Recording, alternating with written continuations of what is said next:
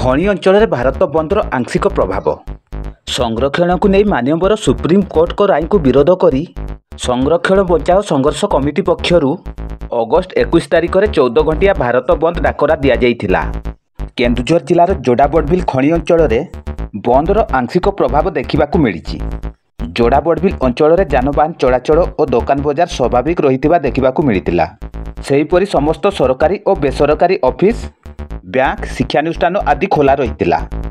ଯାତ୍ରୀବାହୀ ବସ୍ ଚଳାଚଳ ସ୍ୱାଭାବିକ ରହିଥିଲେ ମଧ୍ୟ କେତେକ ଯାତ୍ରୀବାହୀ ବସ୍ ଚଳାଚଳ ବନ୍ଦ ରଖିଥିଲେ। ତେବେ ଯୋଡ଼ାବଡ଼ବିଲ ଅଞ୍ଚଳରେ ବିଭିନ୍ନ ସଂଗଠନ ପକ୍ଷରୁ ବିକ୍ଷୋଭ ଶୋଭାଯାତ୍ରା କରିବା ସହିତ ବଡ଼ବିଲ ତହସିଲ କାର୍ଯ୍ୟାଳୟ ସମ୍ମୁଖରେ ଧାରଣା ଦେଇ ପ୍ରତିବାଦ କରିଥିଲେ।